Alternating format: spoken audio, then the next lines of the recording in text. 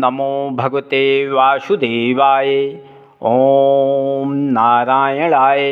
अगली कथा सूत जी का मार्कंडेय ऋषिश्वर की उत्पत्ति को कहना। शौनकादिक ऋषिश्वर ने इतनी कथा सुनकर पूछा, हे सूत जी, आपने परमेश्वर का गुण व चरित्र हम लोगों को सुनाकर कृतार्थ किया। तुम चिरंजीव रहो। हम लोग अब यह सुना चाहते हैं कि हमारे कुल में मार्कंडेय ऋषिश्वर ने परमेश्वर की माया किस तरह देखकर वैकुंठनाथ का दर्शन पाया और व्यास जी ने सब वेदों को किस तरह अलग अलग वर्णन किया।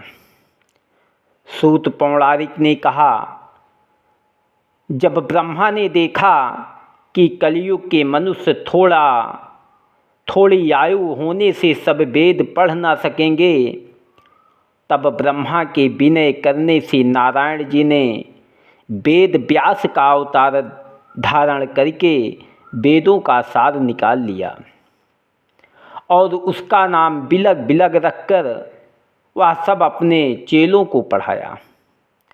जो पुराण वेदों में से निकला था उसका नाम मार्कंडेय पुराण रखा। यह सुनकर ऋषिश्वरों ने पूछा कि पहले यह बतलाइए कि मार्कंडेय ने इतनी बड़ी आयु किस तरह पाई थी। सूत जी ने कहा, मृकंड नाम का एक ऋषिश्वर थे। उनके कोई पुत्र नहीं था। जब ऋषिश्वर ने संतान उत्पन्न होने के लिए देवताओं के नाम पर बहुत तप व होम किया, तब देवताओं ने दर्शन देकर कहा, हे ऋषिश्वर, तुम्हारे भाग्य में बेटा नहीं लिखा है, पर तप व होम करने के प्रताप से तुम्हारे एक पुत्र उत्पन्न होकर 12 वर्ष की अवस्था में मर जाएगा। यह सुनकर ऋषिश्वर ने विनय किया कि मैं संतान होने की इच्छा रखता हूँ। 12 वर्ष का होकर मर जाएगा तो मैं संतोष कर लूँगा। जब देवताओं के आशीर्वाद से मृकंड के पुत्र उत्पन्न हुआ, तब ऋषिश्वर ने उसका नाम मार्कंडेय रखा। जब वह बालक 12 वर्ष का हुआ, तब उसके माता पिता रोने लगे। मार्कंडेय ने उनको रोते देखकर पूछा कि तुम लोग क्यों इतना विलाप करते हो। उन्होंने कहा कि हे बेटा, अब तुम्हारे मरने का दिन निकट आ पहुंचा। यही समझकर हम लोग रो देते हैं। यह सुनकर मार्कंडेय बोले कि संसार में कोई ऐसा उपाय भी है जिसके करने से हम जीते रहें। उसके माता पिता ने कहा कि हे बेटा, नारायण जी की दया से मनुष्य के सब मनोरथ पूर्ण होते हैं। यह वचन सुनते ही मार्कंडेय वन में जाकर परमेश्वर का तप व ध्यान करने लगा। जब उसे 6 मनवंतर तप करते बीत गए, तब राजा इंद्र ने डर कर विचारा कि यह ब्राह्मण तप करके मेरा इंद्रासन छीन लेगा। यह विचार कर इंद्र ने कामदेव, बसंत ऋतु गंधर्व और अप्सराओं को मार्कंडेय की तपस्या भंग करने के लिए भेजा। उन्होंने हिमालय पहाड़ से उत्तर ओर भद्रा नदी के किनारे, जहाँ मार्कंडेय शिला पर बैठा हुआ तप करता था, पहुंचकर क्या देखा कि वहाँ घने घने वृक्षों की छाया है। अनेक रंग के सुगंधित फूल फल लगे हैं। कोकिला और मोर आदि अनेक पक्षी बैठे हुए सुहावनी बोली बोल रहे हैं। यह शोभा देखकर कामदेव आदि मोहित हो गए। जब प्रातःकाल मार्कंडेय अग्निहोत्र करके वहाँ पर बैठे उसी समय अप्सराएं उनके सामने नाचकर भाव बतलाने लगी।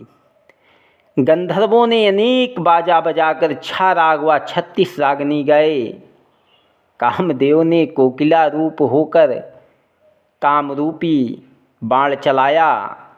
वसंत ऋतु की महिमा से बहुत उत्तम बाग वहाँ तैयार हो गया और शीतल मंद सुगंध हवा बहने लगी। जब नाचते समय एक अप्सरा का कपड़ा हवा से उड़ गया, तब वह नंगे बदन गेंद उछालती हुई मार्कंडेय के निकट चली आई। पर मार्कंडेय का चित्त कुछ चलायमान नहीं हुआ। जब अनेक उपाय करने पर भी कामदेव और अप्सरा आदि का कुछ बस उन पर नहीं चला, तब वे लोग श्राप के डर से भागकर कांपते हुए इंद्र के पास लौट आए और बहुत लज्जित होकर बोले, महाराज, हमारा पराक्रम मार्कंडेय पर कुछ नहीं चलता। यह हाल सुनकर इंद्रादिक देवताओं ने बहुत आश्चर्य माना।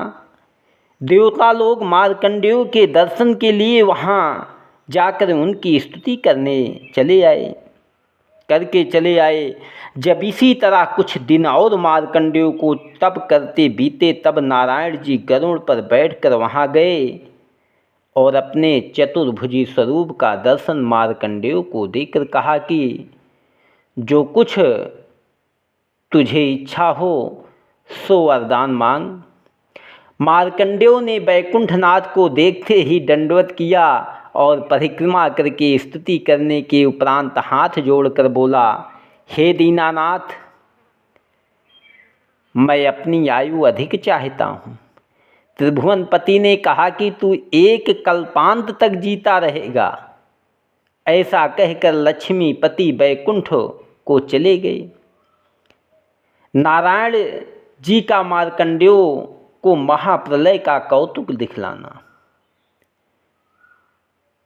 सूत जी ने शौनकादिक ऋषीश्वर से कहा कि जब मार्कंडेय ब्रह्मा के एक दिन प्रमाण आयु पाने पर भी उसी तरह तप व ध्यान करता रहा, तब कुछ दिन उपरांत नारायण जी ने मार्कंडेय को फिर दर्शन देकर कहा कि अब तू क्या चाहता है। मार्कंडेय हाथ जोड़कर बोला, महाप्रभु, अब मुझे किसी वस्तु की चाह नहीं है, पर तुम्हारी माया का थोड़ा सा कौतुक देखना चाहता हूँ, जिस माया से आप सब जीवों को उत्पन्न करके फिर नाश कर देते हैं। वैकुंठनाथ ने कहा कि बहुत अच्छा, आज के 7वें दिन हम तुझे अपनी माया दिखलावेंगे, पर तुम चैतन्य रहकर मुझे भूल मत जाना। भूलने से तुम्हारा पता नहीं लगेगा। मार्कंडेय ने विनय किया, हे त्रिभुवनपति, मैं आपको कभी ना भूलूंगा। जब यह बात सुनकर नारायण जी वैकुंठ को चले गए, तब मार्कंडेय भी वहाँ से अपने स्थान पर चला आया। जब 7वें दिन मार्कंडेय ने नदी के किनारे बैठकर तब करते समय महाप्रलय को देखना चाहा, तब क्या दिखलाई दिया कि एक ओर से बड़ी आंधी उठकर मारे धूल के अंधियारा छा गया। यह हाल देखकर मार्कंडेय ने मन में कहा कि हमने आज तक ऐसी आंधी कभी नहीं देखी। फिर चारों ओर से पानी उमड़ा हुआ आकर जहाँ वह बैठा था वहाँ अथाह जल हो गया। उस पानी में वह गोता खाने लगा। कभी गोता खाकर जल में डूब जाता, कभी पानी के वेग से ऊपर निकल आता, कभी घड़ियाल आदि जलचर उनको निगल जाते और कभी अपने मुख से उगल देते थे। जब मार्कंडेय की समझ में हजारों वर्ष बीत गए, 1000 वर्ष तक उसका यह हाल हुआ, तब वह अपने मन में बहुत लज्जित होकर कहने लगा कि मुझसे बड़ी चूक हुई जो ऐसा वरदान मांगकर इस दशा को पहुंचा। अब परमेश्वर से यह चाहता हूं कि नारायण जी दया करके मुझको इस पानी से जीता बाहर निकालें। मार्कंडेय को भगवान का ध्यान करते ही जब माया रूपी जल में एक टापू व बरगद का वृक्ष दिखलाई दिया, तब उसने प्रसन्न होकर मन में कहा कि हे परमेश्वर, मुझे किसी तरह इस टापू तक पहुंचा दे तो बरगद की डाली पकड़कर अपने प्राण बचा लूं। जब मार्कंडेय भगवान की दया से उस वृक्ष के पास पहुंच गया तो उसने क्या देखा कि बरगद का एक पत्ता दोने के समान बना है। उसमें 12-13 दिन की अवस्था का एक बालक श्याम रंग चंद्रमुख कमल नयन अति सुंदर सोता हुआ अपने पैर का अंगूठा हाथ में पकड़े मुंह में डाले चूसता है। जब मार्कंडेय निकट जाकर उस बालक की छवि देखने लगे, तब बाल रूपी भगवान ने अपना श्वास खींचा तो मार्कंडेय मच्छर की तरह उनके नाक में घुस गया और वहाँ पृथ्वी, आकाश, सूर्य, चंद्रमा, 7 दीप, 9 खंड, 10 दिशाएं, 8 लोकपाल, तालाब, वृक्ष, नगर, ग्राम, समुद्र, पहाड़, चांदी व सोने की खान, ऋषीश्वर व मुनीश्वरों के स्थान और अपना स्थान आदि सब संसारी वस्तुओं को उस स्वरूप में देखकर आश्चर्य माना। जब श्वास छोड़ते समय नाक के बाहर निकल आया, तब उसने फिर उस बालक को उसी तरह देखकर चाहा कि उसे गोद में उठाकर प्यार करें। ऐसा विचार कर मार्कंडेय ने जैसे उस बालक को उठाना चाहा, वैसे ही बालक रूप भगवान माया रूप पानी व वृक्ष समेत अंतर्ध्यान हो गए। मार्कंडेय अपनी समझ में करोड़ों वर्ष तक माया का कौतुक देखकर जब चैतन्य हो गया, तब उसने अपने को ज्यों का त्यों नदी के किनारे बैठा पाया और विचारा तो 2 घड़ी से अधिक विलंब नहीं हुआ था। महादेव व पार्वती का मार्कंडेय के पास आना। सूत जी ने शौनकादिक ऋषीश्वर से कहा कि मार्कंडेय ने माया रूपी महाप्रलय का कौतुक देखकर ध्यान में नारायण जी से विनय किया कि हे त्रिभुवनपति, मुझसे बड़ा अपराध हुआ।